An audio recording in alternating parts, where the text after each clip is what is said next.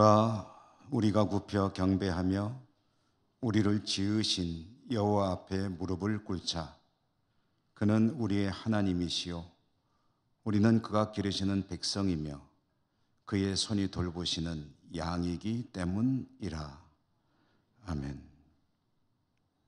오늘도 저희들이 하나님을 예배하는 자리에 나올 수 있도록 은혜 주심에 감사드립니다. 주님의 베푸시는 은혜들을 기억하며 전심으로 예배합니다. 우리 예배를 받아 주시옵소서.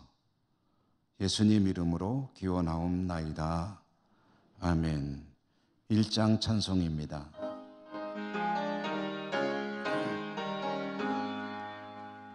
만복의 근원 하나님, 온 백성 찬송 드리고 저천사여 찬송하세. 찬송 성부 성자 성령 아멘.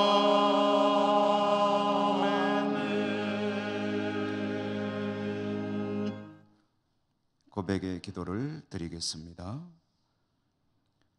거룩하시고 자비로우신 하나님 아버지, 오늘도 저희들은 하나님 앞에 머리를 조아리고 저희들의 지나온 삶과 신앙을 돌아봅니다. 주님께서는 저희들을 위해 십자가를 기꺼이 지셨는데 저희들은 십자가를 두려워하고 또 기피할 때도 많았습니다. 주님께서 사망 권세를 이기시고 부활하셔서 첫 열매가 되셨는데 그리하여 저희들에게 부활 소망을 주시며 부활 신앙으로 살 것을 기대하시는데 저희들은 그 기대에 따르지 못할 때가 참 많았습니다. 주님 원하시는 제자의 길을 걷기보다는 저희들의 유익 때문에 작은 헌신도 외면할 때가 또한 많이 있습니다. 주님, 저희들의 부족함을, 연약함을 고백하오니 불쌍히 여겨 주시옵소서. 이제는 드러나지 않는 저희들의 허물과 죄들까지 하나님 앞에 침묵하며 고백합니다.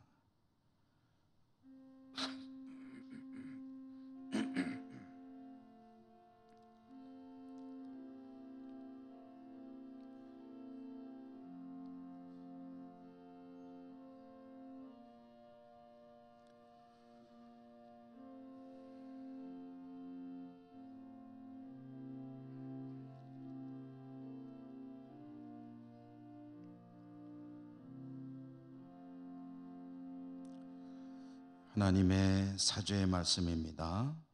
여호와는 은혜로우시며 긍휼이 많으시며 노하기를 더디하시며 인자하심이 크시도다. 여호와께서는 모든 것을 선대하시며 그 지으신 모든 것에 긍휼을 베푸시는도다. 아멘. 성시교독 교독문 46번 시편 104편 말씀입니다. 내 영혼아 여호와를 송축하라. 여호와 나의 하나님이여.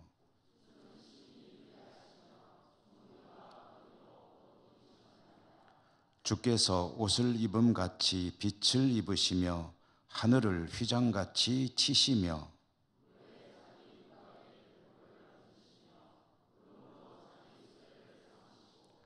바람 날개로 다니시며 바람을 자기 사신으로 삼으시고 불꽃으로 자기 사역자를 삼으시며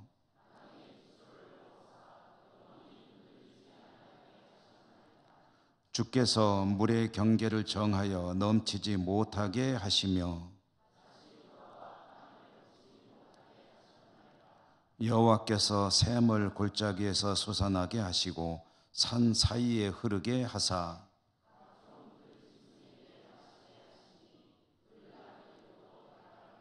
공중의 새들도 그 가에서 깃들이며 그가 그의 누각에서부터 산에 물을 부어 주시니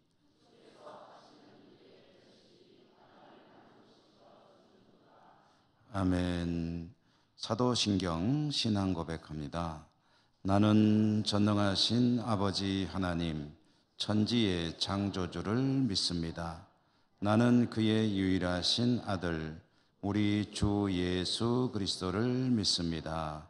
그는 성령으로 잉태되어 동정녀 마리아에게서 나시고 본디오 빌라도에게 고난을 받아 십자가에 못 박혀 죽으시고 장사된 지 사흘 만에 죽은 자 가운데서 다시 살아나셨으며 하늘에 오르시어 전능하신 아버지 하나님 우편에 앉아 계시다가 거기로부터 살아있는 자와 죽은 자를 심판하러 오십니다.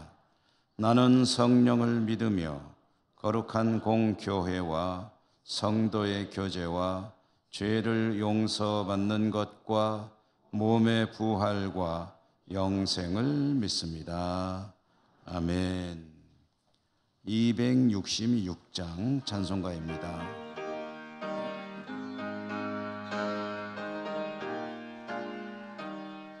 주의 피로 이룬 샘물 참 깊고 넓도다. 구원하는 그 신 능력 더 찬송할지라. 찬송하세 주의 보혈 그 샘에 지금 나아가 죄의 깊이 빠진 이 몸 그 피로 씻어 맑히네. 죄악 세상 이김으로 거룩한 길 가는 나의 마음 성전 삼고 주께서 계시네. 찬송하세 주의 보혈 그 샘에 지금 나아가 죄의 깊이 빠진 이 몸 그 피로 씻어 맑히네. 주 예수를 깊이 아는 놀라운 은혜 하늘나라 즐거움이 매일 새롭도다. 찬송하세 주의 보혈 그 샘에 지금 나아가 죄의 깊이 빠진 이 몸 그 피로 씻어 맑히네. 우남석 장로님 기도 인도하시겠습니다.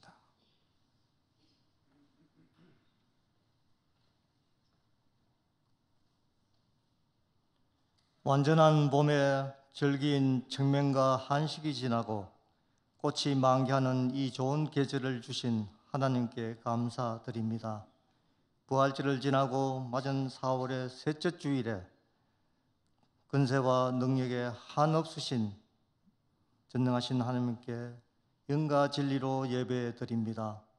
하나님께서는 우리를 사랑하사 독생자 예수 그리스도를 이 땅에 보내시어 그를 믿는 자마다 멸망치 않고 영생을 얻는 구원을 베푸셨건만 어둠의 영도는 죽음에서 살리는 예수 그리스도의 부활을 숨기려고 로마 군병들에게 돈을 주어 예수가 부활한 것이 아니라 제자들이 훔쳐갔다고 거짓말을 퍼뜨렸으며 지금도 유대교와 이슬람은 그리고 세상 사람들은 예수를 그냥 훌륭한 선지자 중 한 명이라고 예수님의 심성을 부정하며 폐명하며 사이비 이단들은 완전 다른 교리로 사람들을 유혹하는 말세 시대에 우리는 예수 그리스도는 우리 죄를 지으시고 죽으셨다가 사흘 만에 살아나셨으며 많은 사람들에게 보이시고 의심하고 있던 제자들에게 나타나사 부활의 삶 소망을 주시며 그들은 다시 일으켜 세우사 땅 끝까지 복음을 전파하라 하신 하나님의 아들 예수 그리스도를 우리의 구주를 믿습니다. 이제 우리 예천교회 성도님들을 죄와 사망을 이기시고 부활하신 예수님을 믿으시며 우리가 긴가민가 믿지 못하는 어정쩡한 자리에서 떠나 믿음에 온전케 하옵소서.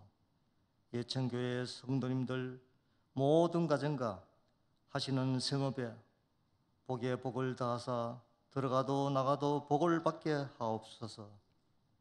우리 자녀들의 믿음을 길을 걸어가게 하시고 자자손손 복을 받게 하옵소서. 하나님, 우리 조국 대한민국을 축복해 주옵소서. 러시아의 전쟁과 중동의 상황이 조금만 악화되면 기름값이 올라가고 이상기후와 외국인 근로자의 수급 문제와 어려움으로 과일값이 폭등하고 모든 물가가 너무 올라 서민들의 삶이 어렵습니다. 어제 정원으로 인한 갈등으로 국민의 생명이 위협받고 있는 어려운 때에 하나님의 정의와 공의로 실천하는 일꾼들에게 지혜를 주옵소서. 하나님, 힘이 강한 자와 약한 자 사이에는 주님밖에 도와줄 리가 없사오니 우리가 주를 의지하오니 남북으로 동서로 계층으로 빈부로 갈라진 이 나라 이 민족을 도와주옵소서. 하나님, 주님의 복음이 이 땅 끝까지 이루어지리라 하신 말씀처럼 북한 땅에도 하나님 말씀이 전하여지기를 간절히 원하옵니다. 나이다. 취업률, 자살률, 빈곤율, 출산율 등 어려운 사회 문제들을 고쳐나가며 또한 국민들에게 지혜를 주시고 믿는 저희들은 나라를 위해 깨워 기도하게 하옵소서. 대통령과 위정자들에게 지혜를 주옵소서. 아버지 하나님, 예천교회가 후원하고 있는 농어촌 미자립교회와 선교단체 그리고 해외 선교지를 축복하셔서 그 지역에 복음이 전파되어 죽어가는 생명들이 살아나게 하시고 복음의 최일선에서 수고하는 주의 종들이 강한 성령의 능력으로 붙드사 사명을 잘 감당케 하옵소서. 특별히 연로하신 어르신들의 건강한 삶을 지켜주시고 경제적으로 어려움과 몸이 아파 씨름하는 성도들의 간절한 기도를 들어주시고 긍휼과 자비를 베풀어 주시옵소서.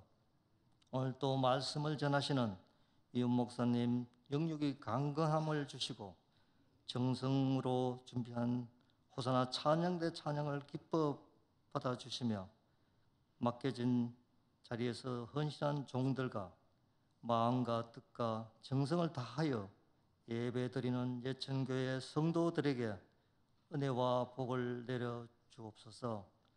우리를 사랑하시되 죽기까지 사랑하시는 예수 그리스도의 이름으로 기도드리옵나이다. 아멘.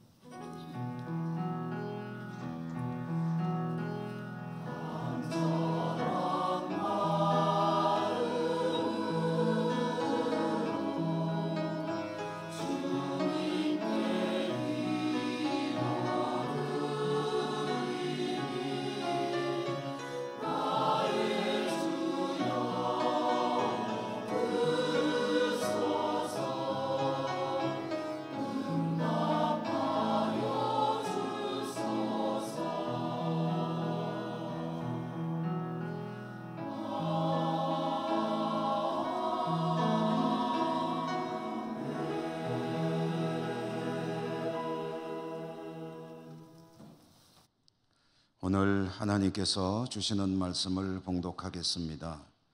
신약성경 마가복음 4장 35절에서 41절까지입니다.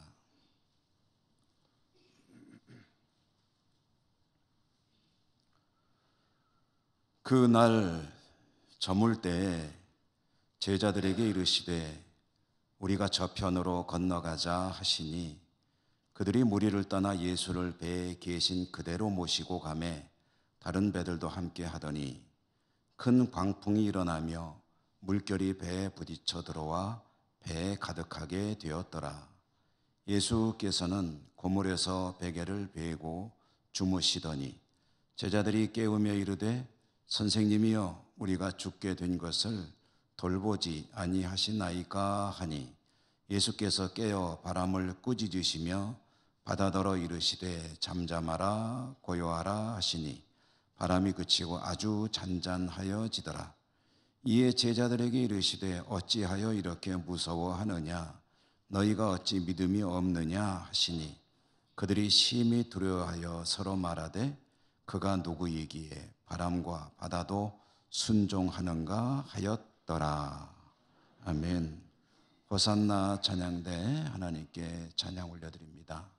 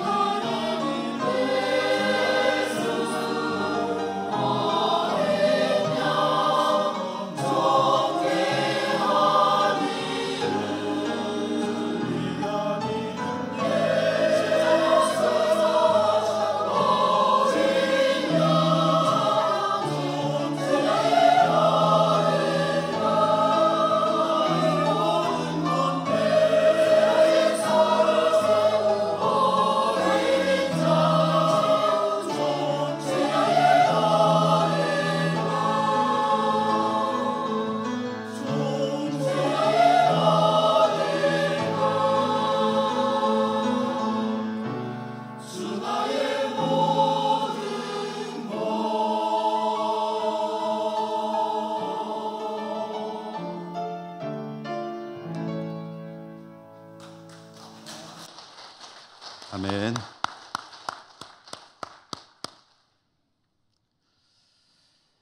오늘도 하나님을 예배하는 여러분들을 진심으로 축복합니다.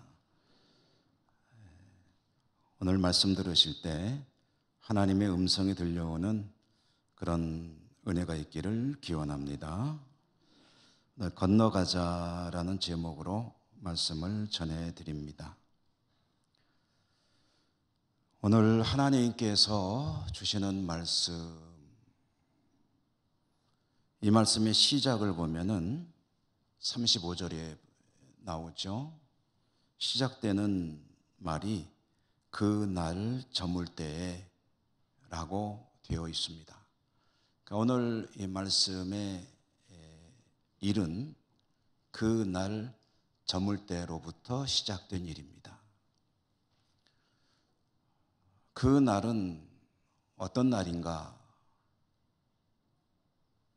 저물 때에는 어떤 의미를 가진 것인가를 아는 것이 오늘 이 말씀의 뜻을 더 바르게 알 수 있는 그런 기초가 되겠습니다.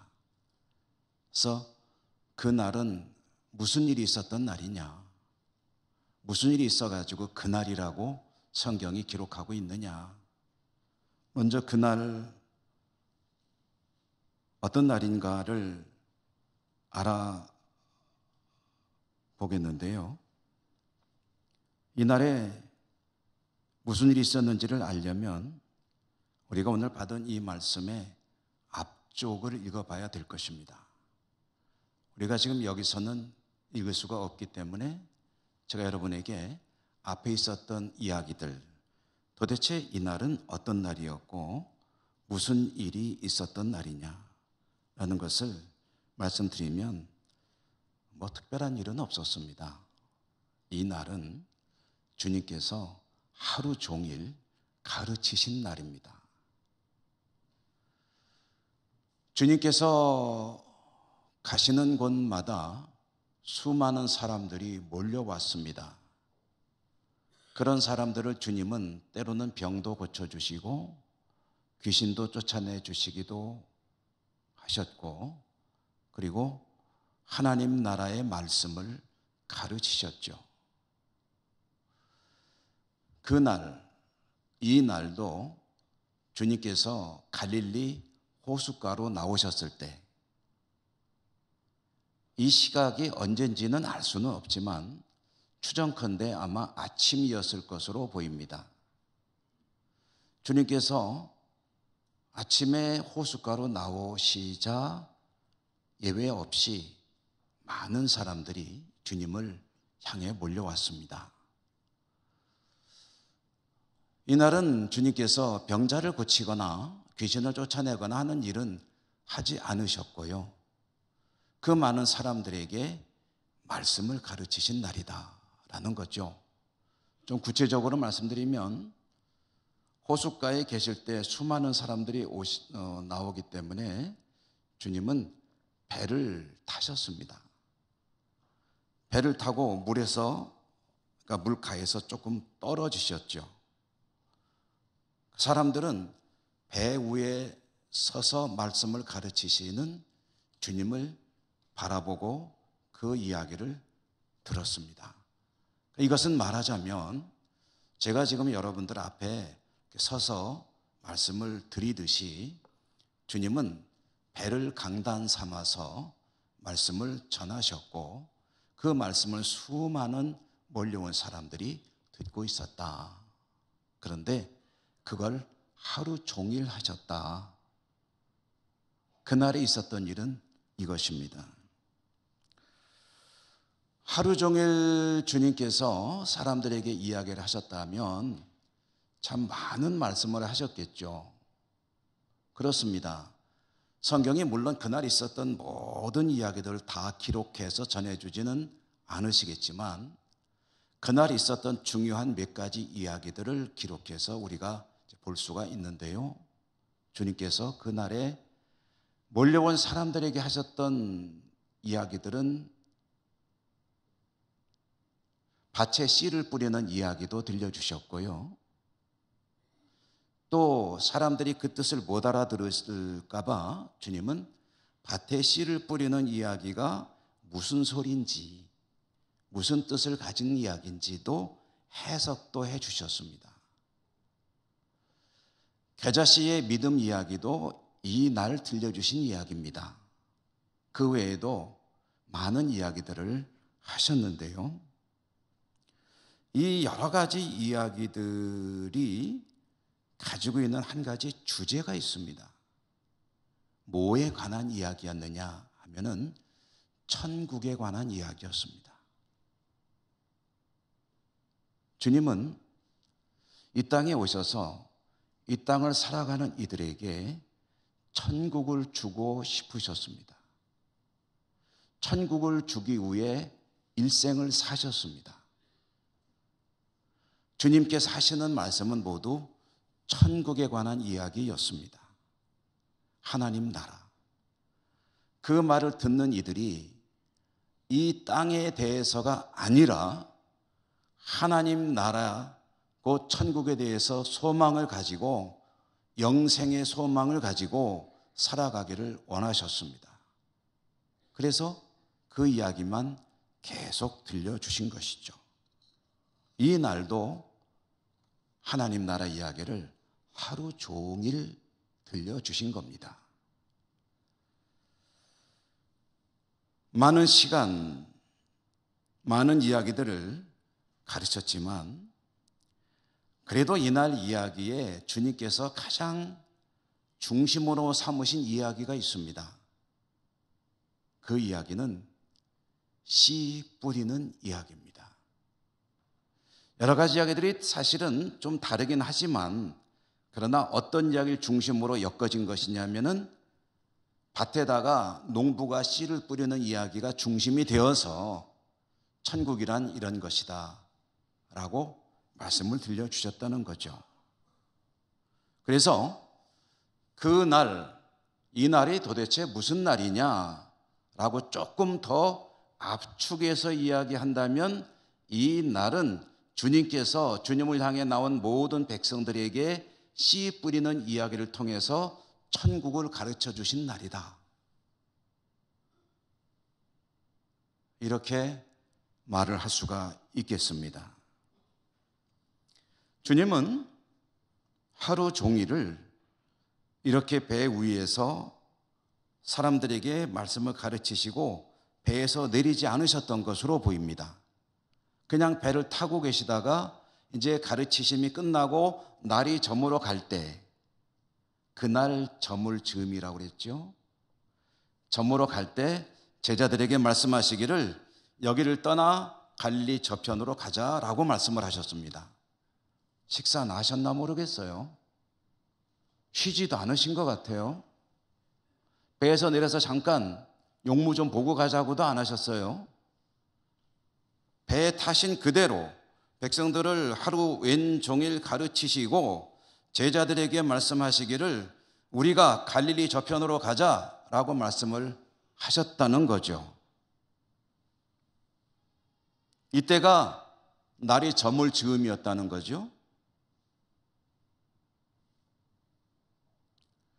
주님께서 제자들에게 배를 타고 갈릴리 저편으로 가자라고 말씀하셨는데 이때 주님은 목적지를 밝히지 않으셨습니다. 그냥 건너가자라고만 말씀하셨습니다. 주님께서 가야 할 목적지가 없으셨느냐 하면 그건 아니에요. 가야 할 곳에 대해서 마음에 생각은 갖고 계셨어요. 어떻게 하느냐? 그 뒤에 이어지는 이야기를 보니까 갈릴리를 건너가지고 도착한 곳이 거라사라는 곳이었거든요. 거라사라는 곳에서 군대 귀신 들린 사람을 고쳐주셨거든요. 그래서 주님은 그 사람을 만나기 위해 거라사로 간다라는 생각은 갖고 계셨는데 제자들에게는 우리가 이 갈릴리를 건너 거라사로 가자라고 하지 않으시고 배 좀 띄워라, 저편으로 가자라고만 말씀을 하셨다는 겁니다. 그러므로 오늘 이야기를 통해서 배를 움직이시는 주님의 의도가 드러납니다. 주님은 제자들에게는 건너편으로 가는 이야기 이전에 먼저 한 가지 일을 갖고 계획하고 계셨는데 그것은 호수 중앙으로 가자는 것이었습니다. 물가를 떠나서 호수 가운데로 들어가라. 이것이 주님의 생각 계획이었다는 거죠.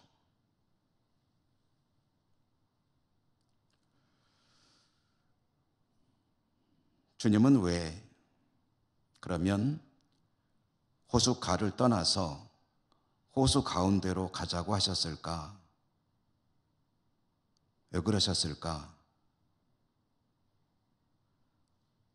비록 좀 늦었지만 물놀이 좀 하자는 걸까요? 사람들 안 보이는 데 가가지고 좀 나도 거기서 좀 쉬어야 되겠다, 그런 생각을 하셨던 걸까요?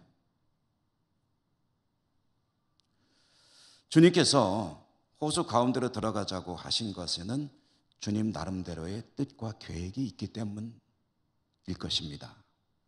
그게 무엇일까?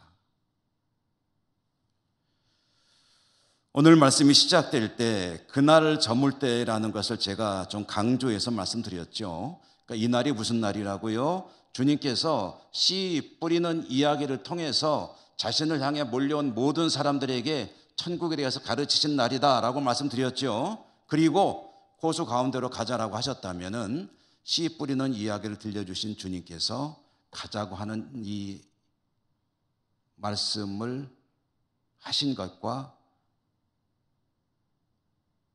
관계가 있을 겁니다.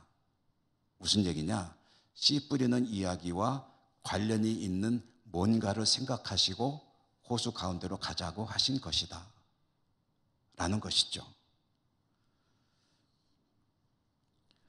씨 뿌리는 이야기와 밀접한 관련이 있을 것 같은 호수 중앙에서 벌어지는 일, 또 이것을 통해서 주님께서 의도하는 어떤 계획, 그것이 무엇일까? 우리는 오늘 이 이야기를 함께 나누려고 하는데요. 우선 씨 뿌리는 이야기를 주님께서 들려주셨다. 여러분은 씨 뿌리는, 농부가 씨를 뿌리는 이야기는 많이 들어보셨기 때문에 제가 따로 말씀드리지 않아도 그 내용은 잘 아실 거예요. 농부가 밭에다가 씨를 뿌립니다. 우리나라 농사하고는 좀 다르죠. 우리나라에서는 씨를 심죠. 모종을 심기도 하고 밭을 잘 갈아가지고 아주 정성껏 준비해서 이제 심는데, 이쪽 지방, 이 팔레스타인 이쪽 지방에서 농사를 짓는 이들은 그렇게 하지 않습니다. 요즘은 모르겠어요. 그러나 고대 사회에서는 어떻게 농사를 지었냐면 씨를 그냥 뿌렸습니다. 주머니를 차고 이렇게 뿌리는 거예요. 제가 말씀드린 적이 있는 것 같은데, 게으른 농부들은 씨를 뿌리는 것도 귀찮으면은 씨를 나귀 엉덩이에다 달아놓고 나귀 보고 너 좀 왔다 갔다 해, 그러면 나귀가 오락가락 하는 동안에 구멍을 뚫어 놓거든요, 주머니에다가. 씨가 아무데나 떨어지게 되겠죠. 그렇게 이제 말하자면 농사를 시작합니다. 그런데 이렇게 씨를 뿌리는 밭이 있는데, 이 밭은 우리나라 같이 잘 갈아놓은 준비된 밭이 아니고 여러 가지 성격의 다른 땅들이 섞여 있는 밭입니다. 이 밭은 어떤 곳은 사람들이 그쪽으로 자꾸 다녀가지고 길이 돼버린 곳도 있고요. 자꾸 다니다 보면 땅이 다져지잖아요. 그럼 길이 돼가지고 거기에는 씨가 자리를 잡을 수가 없습니다. 땅이 굳었기 때문에. 또 어떤 곳에는 돌이 많이 섞여 있습니다. 또 어떤 곳에는 가시덤불들이 덮고 있습니다. 또 어떤 곳에는 그래도 땅이 돌도 없고 가시덤불도 없고 굳어 있지도 않아서 땅이 부드럽고 좋은 곳이다 하는 그런 곳도 있습니다. 그러니까 농부가 씨를 뿌리는 밭에는 적어도 이 네 가지, 주님의 말씀에 의하면 네 가지 성격의 서로 다른 땅들이 섞여 있는 그것이 하나의 밭을 이루고 있고, 그 밭에다가 농부는 씨를 뿌린다는 거예요.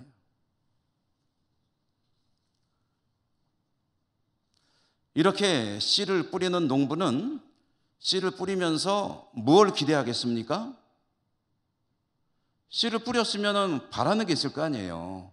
심심해서 씨를 뿌리는 건 아니잖아요. 놀이로 씨를 뿌려서 결실을 거두기를 원하겠죠. 그런데 이렇게 씨를 뿌렸을 때, 결실을 거두며 뿌린 씨가 떨어질 때 땅이 굳어버린 길로 떨어지기도 하고, 어떤 씨는 돌이 많은 곳에 떨어지기도 하고, 어떤 씨는 가시덤불이 우거진 곳에 떨어지기도 하고, 또 어떤 씨는 그래도 땅이 괜찮은 좋은 곳에 떨어지기도 한다는 겁니다. 농부는 씨를 뿌림으로 이곳에서 나름대로 어느 정도의 수확을 기대하면서 씨를 뿌렸지만, 애석하게도 뿌린 씨 중에 딱딱한 길이 된 곳에 떨어진 씨는 살지 못합니다. 그냥 죽는 거죠.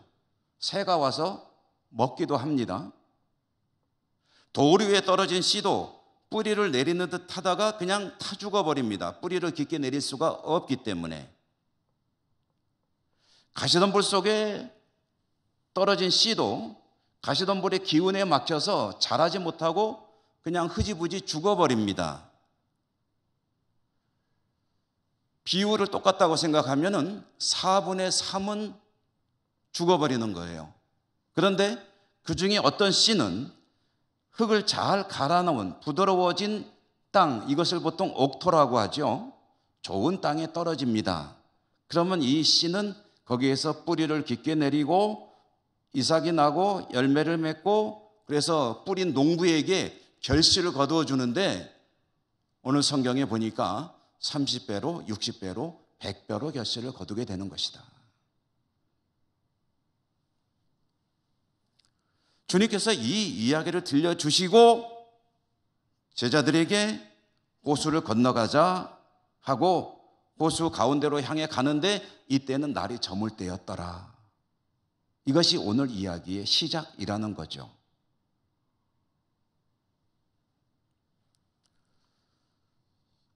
주님의 목적이 물론 건너편으로 가는 것이겠지만, 그러나 1차 목적은 건너가는 것 이전에 호수 중심으로 돌아가는 것이었다라고 말씀드렸는데요. 도대체 그러면 호수 가운데로 가자고 그러신 이유가 뭐냐? 거기 뭐가 있기 때문에 그리 가자고 하셨느냐?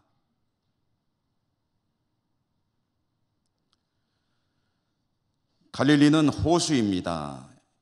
유대인들은 바다라고도 불러요. 워낙이 물을 못 보는 사람들이었기 때문에 고대에 물이 귀하고, 그래서 좀 큰 물을 보면 다 바다라고 부르기도 했는데요. 우리가 볼 때는 호수죠. 민물호수, 담수호. 이 갈릴리 호수는 대체로 잔잔하고 평온합니다. 그러나 변덕이 심합니다. 호수 가운데로 들어가면 그 특이한 지형 때문에, 이게 대접같이 생겼거든요.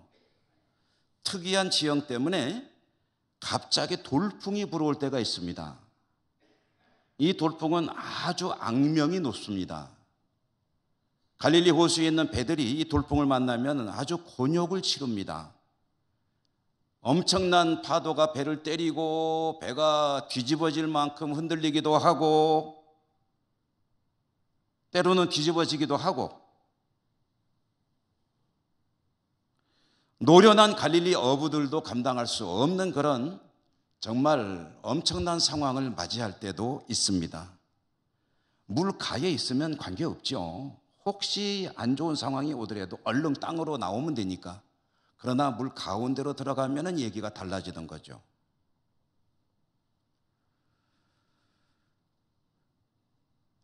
주님은 호수 가운데로 가자고 하셨습니다. 애석하게도 이날은 돌풍이 불어왔습니다. 주님과 제자들이 탄 배가 호수 중앙에 이르렀을 때일 겁니다. 그때 갈릴리 특유의 돌풍이 불어오고 파도가 치고 물결이 풍랑이 일어나며 배가 요동치기 시작했습니다. 금방이라도 배가 뒤집어질 듯이 심각한 위기를 만나게 되었습니다. 혹시 그런 경험이 있으신지요? 배 타고 가다가 배 뒤집어질까 봐 걱정했던 적 없으십니까? 그래 본 적 없으십니까? 감사하시기 바랍니다. 저는 그런 경험이 있습니다. 큰 배는 아니고 조그만한 고무보트를 빌려 타고 바다로 나가는데, 그날 여름에 해수욕장이기 때문에 수많은 사람들이 있어야 하는데 아무도 없었습니다. 왜 그랬나 보니까 그날 태풍 경보가 일어난 날이었습니다. 저는 태풍 경보 뉴스를 못 들었기 때문에 야, 사람 없네, 이상하네. 그래서 보트를 빌려 타고 바다 깊은 곳으로 저어갔습니다. 바다 깊은 곳으로 저어가는데 그만 한참 가다 보니까 어마어마한 파도가 저를 덮쳤습니다. 어떻게 됐을까요? 보트가 뒤집어졌습니다. 저는 물속으로 꼬로로록 하고 한참 들어갔습니다. 그 고무보트 장사하는 분이 잘못했어요.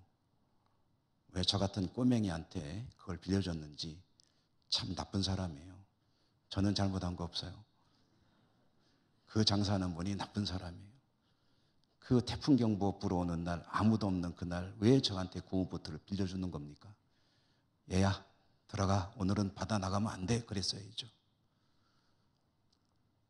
꼬로록 물속으로 빠진 저는 죽었을까요? 살았을까요? 제가 그날 수영도 못하는 제가 살아난 것은 정말 하나님의 은혜였습니다. 하나님이 사랑하셔서 살려주신 겁니다. 물론 죽으면 사랑 안 하시는 건 아니죠. 지금 하나님의 특별한 보호하신 가운데 요나가 물고기 뱃속에 살아나왔듯이 저도 어떻게 살게 되었습니다.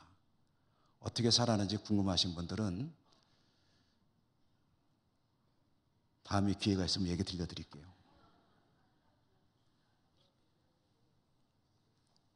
오늘은 시간 관계상 다음에 기회가 있으면. 주님과 제자들이 갈릴리 한가운데로 나갔는데 그 무시무시한 파도와 광풍이 배를 덮쳤습니다. 제자들은 그중에 노련한 어부들도 있잖아요. 있는 힘을 다해서 그 파도에 저항했을 겁니다. 그런데 그들의 힘으로도 어쩔 수 없는 상황이 닥쳤습니다. 이제는 배가 뒤집어지고 죽는 것은 시간 문제인 것 같은 그런 상황이었습니다. 그때 제자들은 문득 주님은 뭐하고 계시지? 하고 주님을 향해서 눈을 돌렸습니다. 주님 바라볼 겨를도 없었나 봐요. 주님을 바라보니 주님은 배 고물에서 주무시고 계셨습니다. 야, 그 난리통에 어떻게 주무시는 걸까요? 어마어마하게 피곤하셨던 걸까요? 어쨌든 주무시는 주님을 바라보면서 제자들은 화가 났습니다. 짜증이 났습니다. 왜 그랬을까요? 당연하죠. 주님이 이 저녁 해가 저물면은 돌풍이 일어날 가능성이 상당히 높은 가운데서 배를 호수 중앙으로 띄어보내라라고 명령하셨기 때문에 지금 나온 거 아닙니까? 그 밤에 뭐하러 갈릴리로 배를 띄워 나오는 겁니까? 혹시 건너편으로 가려면은 하루 좀 푹 쉬시고 주님도 좀 쉬시고 피곤하실 텐데 그리고 다음날 날 밝을 때에 날씨 좋을 때에 바다 이 호수가 잔잔할 때에 가면 되잖아요. 이게 뭐가 그렇게 급하다? 급할 것도 없는 것 같아요. 그런데 바다로 가자고 해가지고 순종해서 나왔더니 지금 이게 뭡니까? 그리고 그렇게 일을 저질러 놓으셨으면 미안해서라도 좀 일어나가지고 닷줄이라도 좀 잡든지 물이라도 좀 퍼내든지 뭔가 우리가 이렇게 애쓰고 있는데 좀 도와주셔야지 거기서 잠이 옵니까 지금? 그 마음이에요. 제자들 마음이. 여러분은 안 그러실랍니까?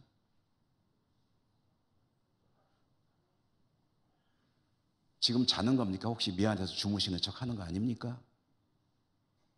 그런 마음으로 제자들은 외쳤습니다. 선생님, 우리가 다 죽을 지경입니다. 가만히 계실 겁니까? 아마 목소리가 굉장히 뾰족했을 거예요. 푹 찔렀을 겁니다.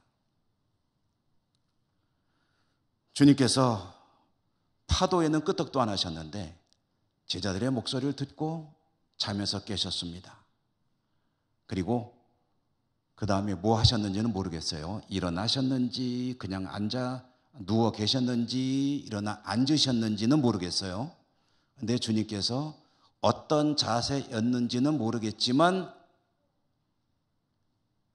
그 무시무시한 파도를 향해서, 풍랑을 향해서, 바람을 향해서 꾸짖으시면서 말씀하셨습니다. 잠잠하라, 고요하라. 잠잠하라, 고요하라. 주님께서 말씀하시자 미친 듯이 날뛰던 풍랑과 바람이 고요해졌습니다. 이어서 주님은 제자들을 바라보시면서 이렇게 말씀하셨습니다. 어찌하여 이렇게 무서워하느냐? 너희가 어찌 믿음이 없느냐?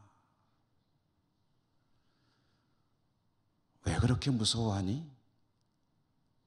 어찌 그렇게 믿음이 없니? 이것이 주님께서 제자들에게 하신 말씀이었습니다. 어찌하여 이렇게 무서워하니? 어찌 그렇게 믿음이 없니라고 하는 이 말씀이 오늘 이 단락에서 어쩌면은 가장 중요한 이야기 중에 하나일 것입니다. 자, 여러분, 오늘 이야기는 주님과 제자들이 풍랑을 만나는 이야기입니다. 근데 그날 있었던 가장 중요한 일은 씨 뿌리는 이야기라고 말씀을 드렸습니다. 이 두 가지 사이에는 관련이 있을 수밖에 없습니다. 왜냐하면 그날, 어떤 날 씨 뿌리는 이야기를 들려주신 바로 그날 저녁에 주님이 제자들을 데리고 갈릴리 한가운데로 나가셨다라고 이야기가 시작되기 때문입니다. 필연적인 관련성이 있다는 거죠. 그러면 이 사건, 이 풍랑 사건 속에 씨 뿌리는 이야기는 도대체 어떻게 연결이 되는 걸까요? 우리는 이렇게 생각을 해보겠습니다. 주님께서 바라보실 때 제자들은 그 마음은 네 가지 씨가 뿌려지는 밭 중에 어떤 밭이었던 것일까요? 제자들의 마음 속에 있는 밭은 어떤 밭이었을 것 같습니까? 그들은 길가와 같은 밭이었을까요? 돌밭이었을까요? 가시떨기였을까요? 옥토였을까요? 좋은 땅. 그들이 길가인지 돌밭인지 가시떨기인지는 좀 생각해봐야 알 수가 있을 겁니다. 그렇지만 한 가지 확실한 것은 좋은 땅은 아니라는 겁니다. 지금 그들의 마음은 그렇습니다. 결실을 거둘 수 있는 좋은 땅이 되지 못하고 있습니다. 그들이 길가이고 돌밭이고 가시떨기라는 것을 어떻게 이렇게 단정 지을 수 있습니까? 라고 질문하신다면 주님의 말씀 속에 그 대답이 들어있습니다. 주님 뭐라고 그러셨죠? 어째서 그렇게 무서워하니? 어찌 그렇게 믿음이 없니?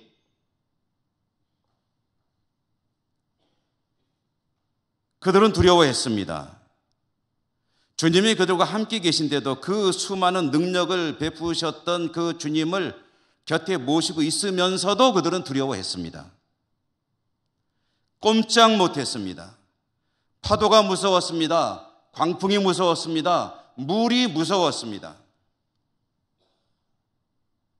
그들은 갈릴리 안에서만 무서워하는 것이 아니었습니다. 어디서나 그들은 항상 두려움을 가지고 사는 사람들이었습니다. 초기니까 그랬느냐? 아니에요. 주님과 한참을 지낸 나중에도 그들은 두려움이 그들의 생각을 압도하는 연약한 존재들이었습니다. 주님께서 십자가에 죽으시기 위해 군병들에게 잡혀갈 때 그들은 무서워서 다 도망쳐버린 사람들입니다. 그 중에 그래도 베드로라고 하는 제자가 선생님이 어떻게 되는지 궁금해가지고 멀리서 따라갔습니다. 대제사장 집에서 주님이 수모를 당하고 계실 때 그곳에서 몰래 지켜보다가 한 하녀가 당신도 같은 한패인 것 같은데 이 사람 맞는데 그러자 거기서 주님을 극구 부인하면서 절대로 그런 소리 하지도 마라. 그러면서 나중에는 저주까지 하면서 맹세하면서 주님을 부인하고 그 자리를 피해 도망갔던 사람. 제자들은 두려움에 사로잡혀 살아가던 사람들이고 계속해서 그렇게 살고 있었던 것이죠.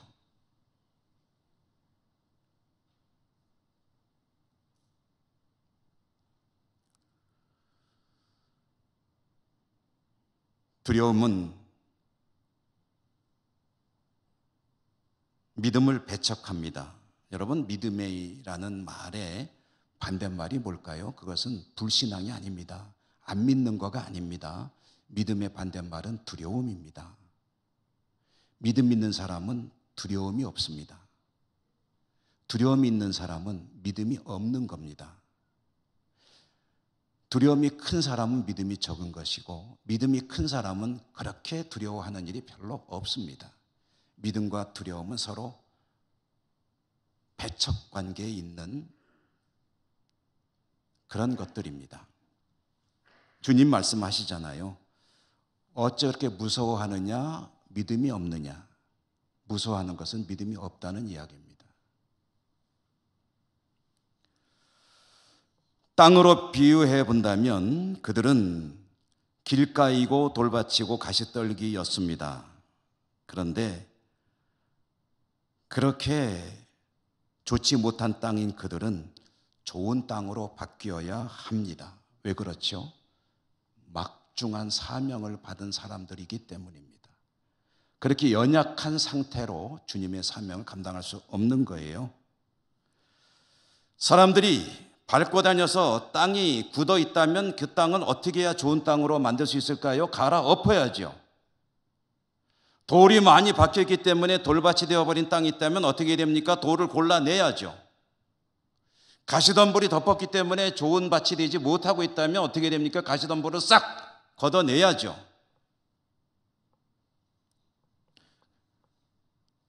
제자들의 마음은 갈아엎어져야 되고 돌이 골라내줘야 하고 가시떨기가 쳐내줘야 되는데, 즉 그들은 믿음으로 견고하게 무장되어야 되는 사람들인데, 그래야 말씀을 들어도 말씀이 30배로 60배로 100배로 결실을 거두는 그런 믿음의 사람들일 수 있을 터인데, 그렇기 위해서 지금 그들에게 필요한 게 뭐냐 하면은요, 말씀은 많이 들었거든요. 그렇지만 요만큼도 열매를 맺지 못하고 있던 그들에게 주어지는 하나님 말씀이, 주님의 말씀이 많은 열매를 거두시기 위해서는 좋은 땅이 돼야 되는데, 그때 그들에게 필요한 것이 무엇이냐? 주님은 그 일을 하고 계신 거예요. 주님을 그들에게 보여주시는 거예요. 내가 어떠한 존재인지. 말씀은 많이 주셨지만 내가 누구인지를 더 확실히 보여주시기 위해서 주님은 물가가 아니라 물 가운데로 가셔야 했던 거죠. 풍랑이 일어납니다. 주님은 스스로를 보여주셨습니다. 파도를 잠재우고 바람을 잠재우셨습니다. 그러므로 거기에서 자연도 순응하는 하나님이신 것을 보여주셨습니다. 제자들은 나중에 이렇게 말하죠. 저가 누구길래, 저 양반이 누구길래 바람과 바다도 순종하느냐. 주님을 다시 한번 보게 되죠. 그것이 주님의 의도였습니다. 제자들의 마음은 밭에 비유하면 굳은 땅이요 돌밭이요 가시떨기였지만, 주님은 갈아엎고 돌을 골라내고 가시떨기를 제거하기 위해서 그들에게 자신을 보여주시기 위해서, 믿음을 견고하게 하기 위해서, 자신이 누구인지를 드러내시기 위해서 호수 가운데로 가자, 건너가자 라고 말씀을 하셨습니다. 이것은 오늘날 우리들에게도 마찬가지입니다. 주님은 우리에게 건너가자라고 말씀을 하십니다. 믿음으로 사는 우리들이 주님의 말씀을 따라가려고 하다 보면 여러 가지 갈등들이 있게 됩니다. 때로는 어려운 일을 만나게 되기도 합니다. 그것은 시련이고 고난일 수도 있습니다. 다른 것도 마찬가지겠지만 주님의 말씀 명령을 따르느라, 믿음을 지키느라 그렇게 갔더니 거기에서 뭔가 어려운 상황을 만나게 되었다 할 때 여러분, 그것이 고난이고 시련이라고 한다면 그것은 우리에게 무엇이겠습니까? 그것은 단지 어려운 일이 아닙니다. 무의미한 것도 아닙니다. 그것은 하나님께서 자신을 드러내시기 위해서 우리에게 가져오시는 은혜의 입구이고 통로입니다. 말씀 따라 갔는데 뭔가 어려운 일이 발생했다. 제자들은 투덜댔죠. 지금 뭐 하는 겁니까? 왜 이런 일을 우리에게 초래하게 하셨습니까? 그리고 왜 가만히 계십니까? 라고 말했지만 저나 여러분, 말씀 따라 가느라, 주의 뜻에 순종하느라 믿음으로 살았더니 어떤 어려움을 만났습니까? 그것은 주님께서 자신을 보여주시기 위한 은혜의 기회라는 것을 꼭 기억하시기 바랍니다. 그런 어려움의 시간들을 통해서 주님은 자신을 드러내시고 또 그 백성들의 믿음을 견고하게 다져주십니다. 여러분, 지금 어떤 어려움이 있으십니까? 제자들의 행동을 통해서 우리는 몇 가지를 깨닫게 됩니다. 또 주님의 말씀을 통해서 깨닫게 됩니다. 어떤 어려움이 있으시다면 이것이 의미 없는 무의미한 고난이 아니라고 생각을 하십시오. 두 번째로는 이것이 주님의 은혜의 기회라는 것을 잊지 마십시오. 긍정적으로 바라보시라는 거죠. 세 번째로는 제자들이 주님을 깨웠듯이 주님을 찾으십시오. 주님께서 오셔서 잠잠하라, 고요하라, 문제를 잠재워 주시고 자신이 어떤 분인지를 드러내 주실 것입니다. 그리고 우리의 믿음을 견고하게 하시고 좋은 땅이 되게 만들어 가실 것입니다. 여러분에게 이 은혜가 풍성하시기를 주님 이름으로 축원합니다. 은혜로우신 하나님 감사합니다. 오늘도 저희들은 하나님 말씀을 들었습니다. 30배, 60배, 100배 결실을 거두는 복된 말씀 될 수 있도록 축복해 주옵소서. 예수님 이름으로 감사하고 기도드립니다.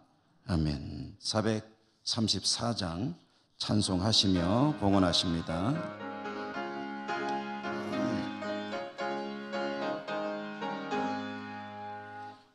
귀하신 친구 내게 계시니 나 주 안에 늘 기쁘다. 그 피가 내 죄 씻으셨으니 나 주 안에 늘 기쁘다. 나 주 안에 늘 기쁘다. 나 주 안에 늘 기쁘다. 주 나와 늘 동행하시니 나 주 안에 늘 기쁘다. 주 내 짐 대신 지시었으니 나 주 안에 늘 기쁘다. 그 생명 버려 나를 구하니 나 주 안에 늘 기쁘다. 나 주 안에 늘 기쁘다. 나 주 안에 늘 기쁘다. 주 나와 늘 동행하시니 나 주 안에 늘 기쁘다. 주 은총 매일 내게 더하니 나 주 안에 늘 기쁘다. 그 악한 죄악에서 지키니 나 주 안에 늘 기쁘다. 나 주 안에 늘 기쁘다.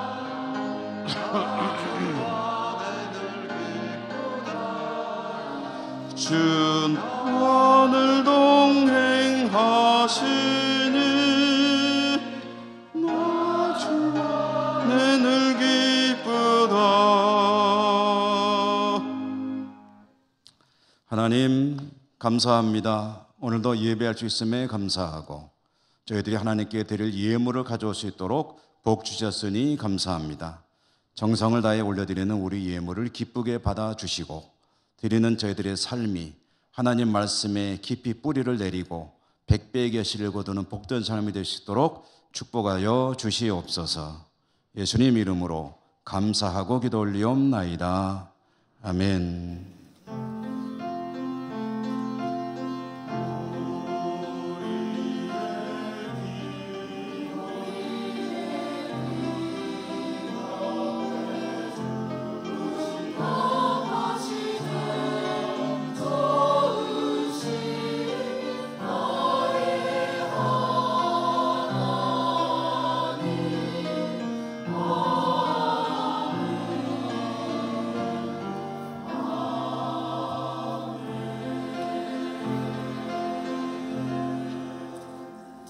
소식을 전해드립니다. 오늘 오후 찬양 예배는 찬양대원신 예배, 다음 주일 오후 찬양 예배 시에는 세례 예식이 있을 예정입니다. 원래회의 광고 잘 보시고 해당되시는 분들이 참여하시기 바라고요. 4번의 이여전도회 유년부실은 야외 행사 관계로 모이지 않습니다. 착오 없으시기 바랍니다. 이남선교회 야외 행사 4월 20일 토요일 동해안 교회 출발 오전 9시 30분, 삼여전도 야외 행사 4월 20일 토요일 영주댐 교회 출발 오전 9시, 예천시찰의 야외 행사 4월 16일 화요일 부산 해운대 출발은 오전 8시 청소년 수련관, 제2여전도에도 야외 행사가 있습니다. 4월 20일 토요일 제천 의림지 교회 출발 오전 9시, 중시구류에서 삼여전도에 수고해 주심에 감사하고요. 오늘 오후 찬양 예배 후에 세례문답을 위한 당회가 있겠습니다. 오늘 오후 찬양 예배 시에 1사분기 성경 읽기 문제 시상이 있겠습니다. 지난 화요일 영주노에서 우리 교회 구금선 전도사님이 목사로 안수를 받고 이제 목사로 우리 교회를 섬기시게 되었습니다. 김장호 장로님은 제109회기 총회 총대로 피선이 되셨습니다. 우리 교회 김순아 권사님, 이제 장녀 되시는 윤혜진 씨가 이제 출산하여서 순주를 얻었다는 소식 축하드리고 전해드립니다. 우리 곁에 계신 분들하고 인사하시며 일어나겠습니다. 사랑합니다. 축복합니다. 강건하십시오.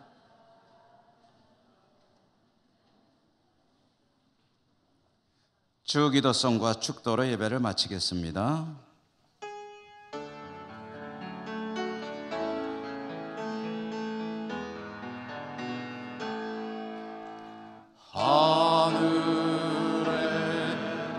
계신 아버지 이름 거룩하사 주님 나라 임하시고 뜻이 이루어지이다. 일용할 양식 주시고 우리들의 큰 죄 다 용서하옵시고 또 시험에 들게 마시고 악에서 구원하소서. 내게 주의 나라 주의 권세 주의 영광 아멘.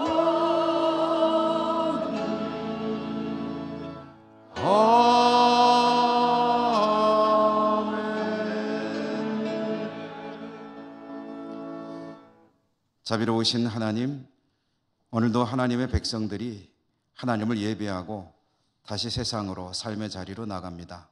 늘 동행해 주시고 지켜주시고 축복하여 주옵소서. 각지 흩어져 살아가는 우리 가족들에게도 은혜 풍성히 더하여 주옵소서. 예수님 이름으로 감사하고 기도드립니다. 아멘.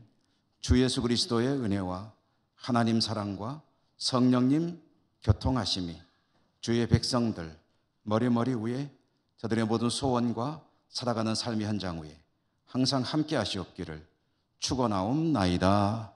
아멘.